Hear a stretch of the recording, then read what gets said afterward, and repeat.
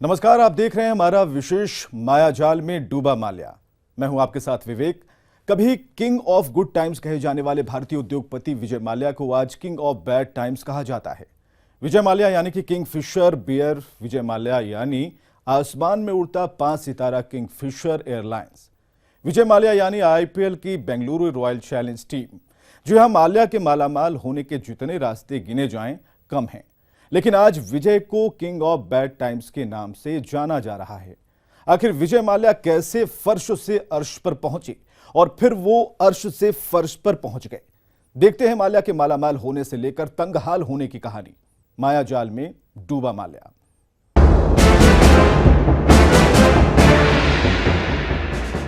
तो king of bad times बन चुके विजय माल्या को लेकर अदालत में हो रही सुनवाई की गूंज अब संसद में भी सुनाई दे रही है।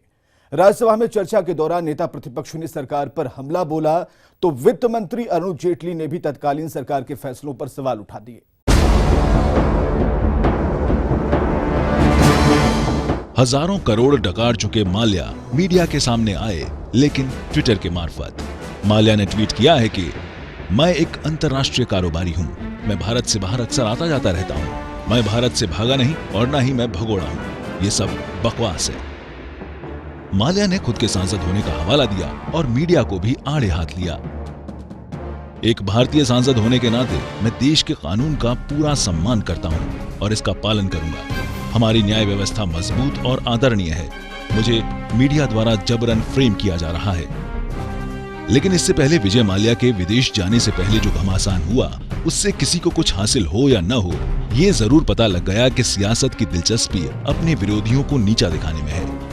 ये जो फेयर एंड लवली स्कीम लाए हैं, जिसके माध्यम से चोर, ब्लैक मार्केटियर्स अपना पैसा सफेद कर सकते हैं, मैंने उनसे पूछा कि ये आप स्कीम क्यों लाए। लेकिन राहुल जी ये याद रखें कि माल्या का बाहर जाना और कोत्रोची का बाहर जाना दोनों में एक मूल अंतर था। ये पहला मौका नहीं है जब सियासत ने किसी मुसीबत को अपने सियासी शत्रुओं के सिर पर थोपने की कोशिश की हो। कि 2004-2007 में ये सारे लोन सैंक्शन हुए, 2009 में ये एनपीए हुए और एनपीए के बाद भी 2010 में उसको रिस्ट्रक्चर कर दिया गया। फर्क सिर्फ इतना सा है कि इस बार हमला सरकार की तरफ से बोला गया है और निशाने पर है विपक्ष। वैसे अभी कांग्रेसी नेताओं की मुहिम इसी बात को लेकर है कि कैसे ये साबित किया जाए कि विजय माल्या केंद्र सरकार की गलती की वजह से देश से बाहर जाने में कामयाब हो गए। अगर विजय माल्या जैसे 6.25 और शायद 80 इंच की आदमी, छाती वाले आदमी को वो सुई तो नहीं है, एयरपोर्ट में नहीं पकड़ पाई और उसका सुराख नहीं पाया, तो उसका मतलब है कि हमारी एजेंसीज को या तो सरकार की तरफ से इजाजत थी कि आप आंख बंद रखिए। आर्ग्यूमेंट आज ये हो रही है, हमारे सामने आरोप ये लग रहा है कि लोन आपके टाइम में दी थी। अरे बीच में आपके भी सरकारें आई थी और लोन तो सबको मिलती है, लेकिन कम से कम कोई देश छोड़ के भाग न जाए, चला न जाए, इसकी जिम्मेदारी आप सब। खैर, इस बात को नजरअंदाज नहीं किया जा सकता है कि किंग ऑफ बैड टाइम्स को लेकर सुनवाई कोर्ट में हुई और माल्या को नोटिस भी कोर्ट की सख्ती के बाद ही मिला। Bureau report, ETV news. तो जिस विजय माल्या को देश का शराब सम्राट कहा जाता है, उसे विजय माल्या को देश से बाहर जाने से रोकने के लिए 17 बैंकों का ग्रुप देश की सबसे बड़ी अदालत में गुहार लगा रहा है। लेकिन इस कदम से पहले ही माल्या देश की सरहद से पार कहीं दूर जा चुके हैं और ऐसे में सवाल उठना लाजमी है कि आखिर माल्या ने ऐसा क्या किया और आखिर क्यों उसे देश से चोरी छुपे भागना पड़ा।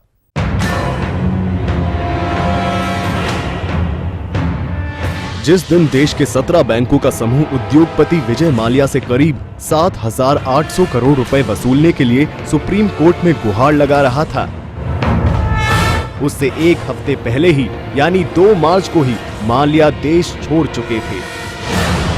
इस बात का खुलासा देश के अटॉर्नी जनरल मुकुल रोहतगी ने सुप्रीम कोर्ट में अपने जवाब में की है। बड़ा कठिन हो जाता है, एक दूसरा ललित मोदी टाइप एक पेंडिंग मामला बन गया है और मुझे नहीं लगता कि अब इस पर कोई कार्रवाई हो पाएगी। सुप्रीम कोर्ट ने माल्या को नोटिस जारी कर इस बाबत जवाब मांगा है और पूछा है कि क्यों न उनका पासपोर्ट जब्त कर लिया जाए, क्योंकि माल्या से पैसा वसूलने का मामला बेहद गंभीर होता जा रहा है। इसमें काफ़ी बार मिली भगत रहती है बैंक ऑफिशियल्स के बीच में और प्रमोटर्स के बीच में। अगर आपने प्रमोटर को सही तरीके से उसको लीगली केस को हाथ में लिया तो ये नामुमकिन तो नहीं है। लेकिन मुश्किल ये है कि माल्या का पासपोर्ट अगर जब्त कर भी लिया जाए तो इससे हासिल क्या होगा, क्योंकि माल्या कहां हैं उनकी कंपनी के कर्मचारियों तक को पता नहीं। वैसे सुप्रीम कोर्ट ने माल्या को नोटिस का जवाब देने के लिए 30 मार्च तक का वक्त दिया है। दूसरी तरफ मुंबई में किंगफिशर एयरलाइंस के पूर्व कर्मचारियों का समूह प्रदर्शन कर अपनी तरफ सरकार का ध्यान खींचने की कोशिश कर रहा है ताकि उनका बकाया वेतन मिल सके।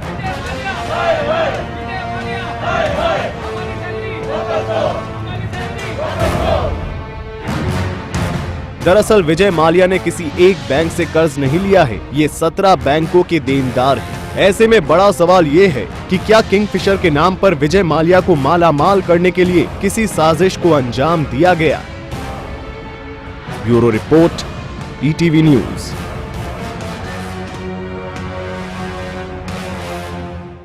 तो विजय माल्या के खिलाफ आज जो भी मामले देश की सबसे बड़ी अदालत के पास पहुंचे हैं वो ना तो नए हैं और ना ही आसान।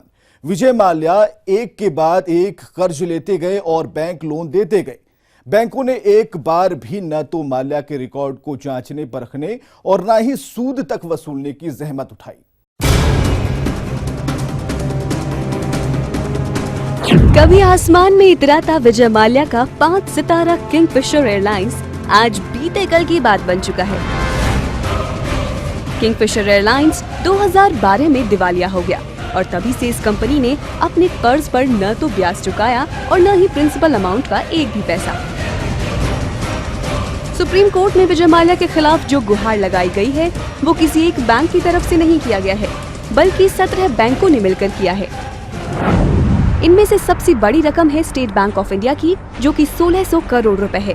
वहीं पंजाब नेशनल बैंक के पास माल्या का 800 करोड़ रुपए बकाया है, जबकि IDBI बैंक को माल्या की तरफ से 800 करोड़ रुपए लौटाने हैं। वहीं बैंक ऑफ इंडिया का माल्या का 650 करोड़ रुपए बकाया है। यूनाइटेड बैंक ऑफ इंडिया को माल्या 430 करोड़ रुपए लौटाएंगे। सेंट्रल बैंक ऑफ इंडिया का माल्या पर 410 करोड़ रुपए का कर्ज है। माल्या पर यूको बैंक का 320 करोड़ रुपए बकाया है और कॉरपोरेशन बैंक को माल्या की तरफ से 310 करोड़ रुपए का इंतजार है। इसके अलावा माल्या 5 अन्य बैंकों के भी कर्जदार हैं, जो कि 390 करोड़ रुपए हैं। इससे पहले स्टेट बैंक ऑफ इंडिया ने विजय माल्या के खिलाफ डेट रिकवरी ट्रिब्यूनल में 4 याचिकाएं दाखिल की हैं।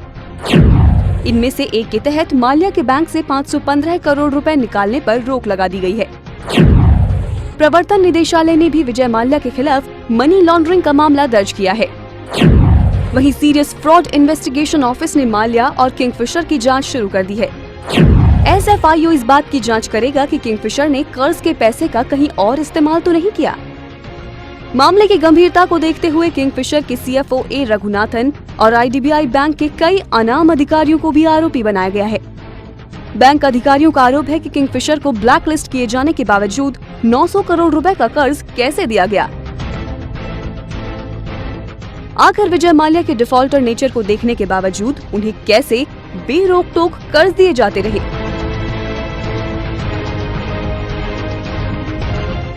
Bureau report, ETV news.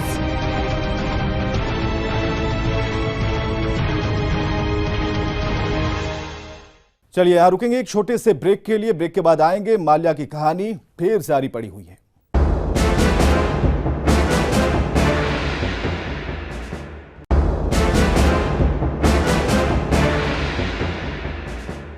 Break के बाद एक बार फिर से आपका स्वागत है और हम बात कर रहे थे माल्या की जिंदगी की, माल्या के डिफॉल्टर होने की कहानी की।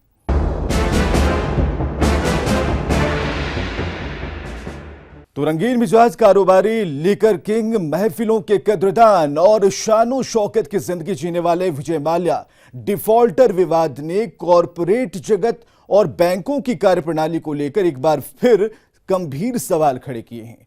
विजय माल्या की कहानी मुंबईया फिल्मों की कहानी की ही तरह है। इसमें वो सब मसाले हैं जो किसी हिंदी फिल्म को हिट बनाते हैं।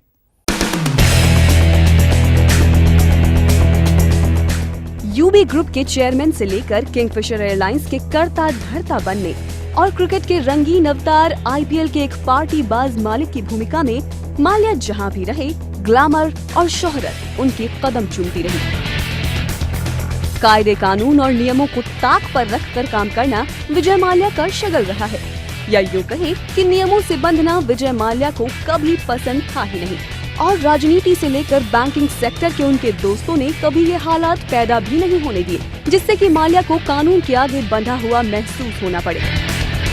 शान, शोहरत और माल्या। सवाल है कि विजय माल्या ने ऐसा रुतबा आखिर हासिल किया कैसे? पैसे के दम पर शोहरत और चमक दमक खरीदने का मादा रखने वाले विजय माल्या का संबंध किसी बड़े कारोबारी और मशहूर परिवार से नहीं था।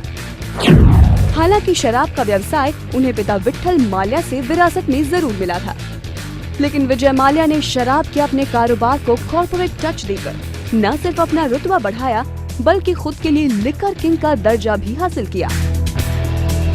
विजय की सोच ने उन्हें अर्श तक पहुंचा दिया, लेकिन अब माना जा रहा है कि इस सोच ने फिर से उन्हें फर्श पर भी ला पटका है। माल्या का कारोबारी सफर।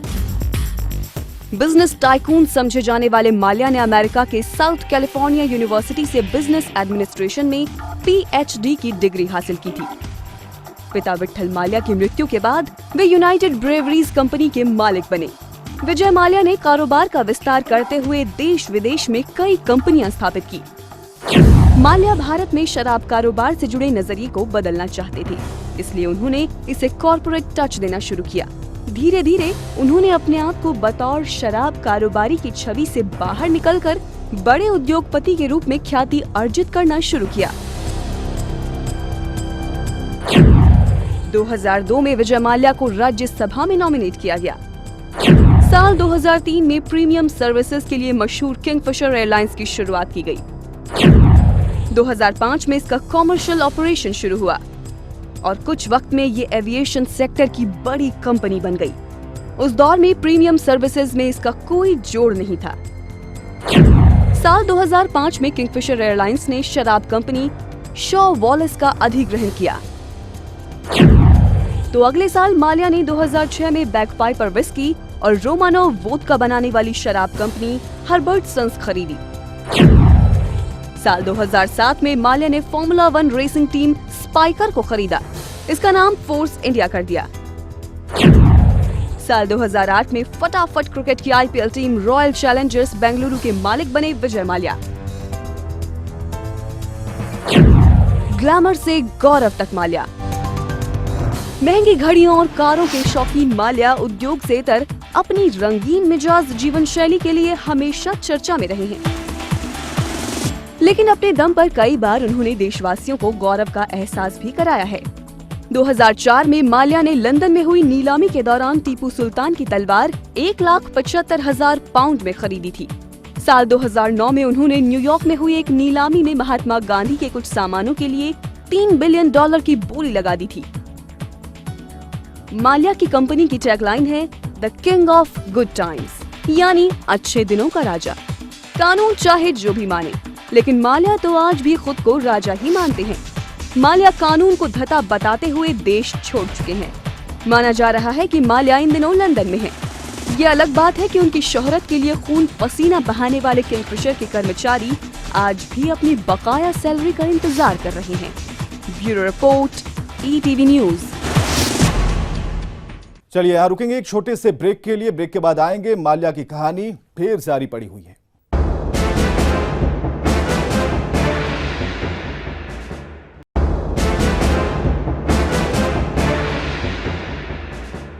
ब्रेक के बाद एक बार फिर से आपका स्वागत है और हम बात कर रहे थे माल्या की जिंदगी की, माल्या के डिफॉल्टर होने की कहानी की।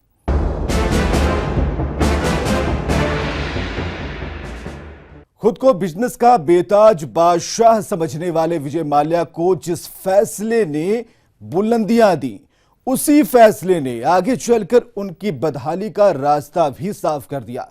जिस किंगफिशर एयरलाइंस ने उन्हें शोहरत दी और शोहरत की बुलंदियों पर बिठाया, उसी एयरलाइंस के बढ़ते घाटे ने उनके साम्राज्य की नींव हिलाकर रख दी।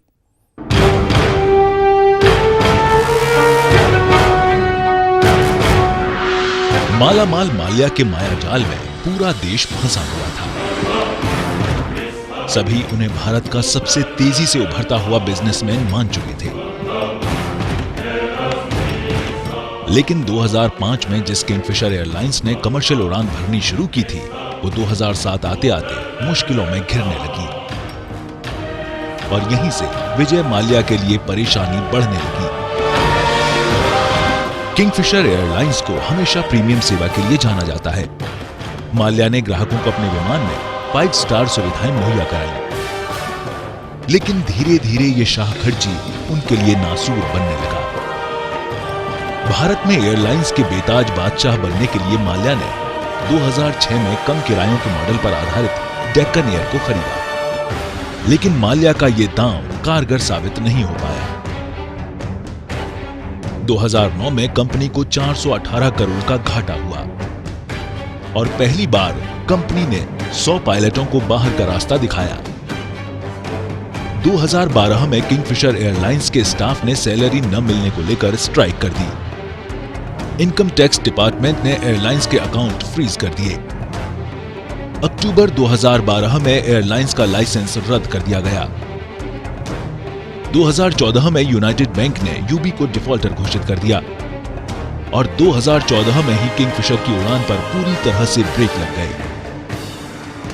2015 में डियागो ने माल्या से शराब कंपनी के चेयरमैन पद से हट जाने को कहा। कंपनी की खराब हालत के बावजूद माल्या के रुतबे की वजह से उन्हें बैंकों ने लोन दिए और उन पर कर्ज की रकम बढ़ती चली गई। 2016 में सभी 17 बैंक बकाये के लिए ट्रिब्यूनल में चले गए। ट्रिब्यूनल ने 515 करोड़ रुपए का आंकलन किया, जो पैसे माल्या को डियागो से सेटलमेंट करने पर मिले थे।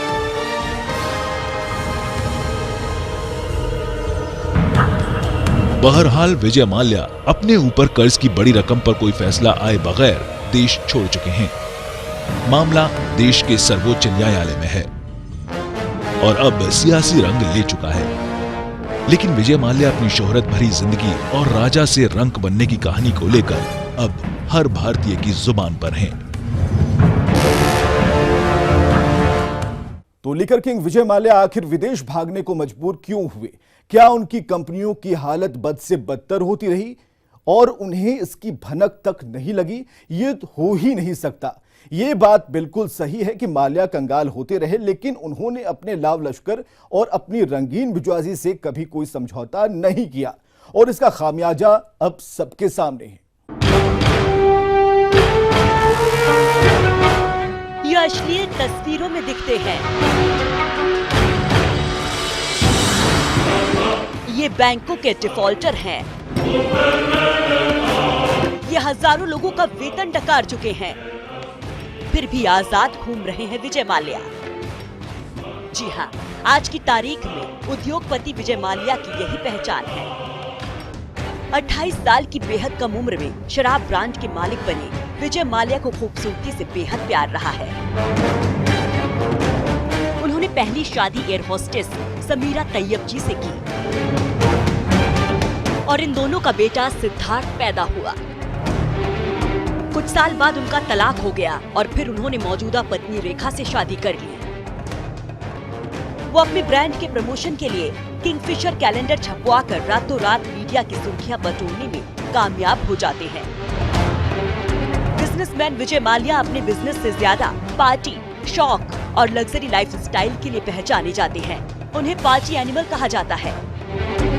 हॉर्स राइडिंग के शौकीन माल्या ने मार्च 2014 में ही करीब 4 करोड़ की कीमत का एक घोड़ा खरीद लिया। इससे पहले अपनी आईपीएल की टीम के लिए युवराज सिंह को 14 करोड़ रुपए में खरीदने के बाद भी वो विवादों में आ चुके हैं। दुनिया भर में उनके कई आलीशान घर और विला हैं। इनमें से कुछ भारत तो कुछ विदेशों में हैं।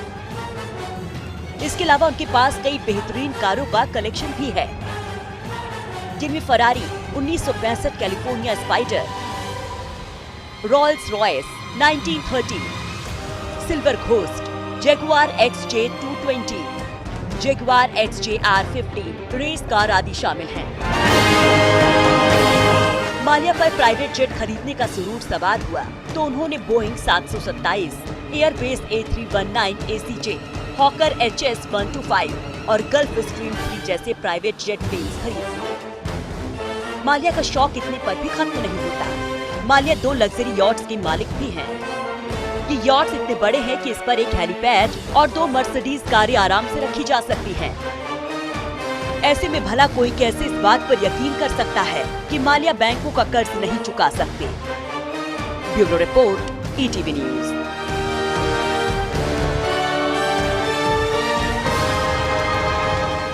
तो ये था हमारा विशेष। नमस्कार।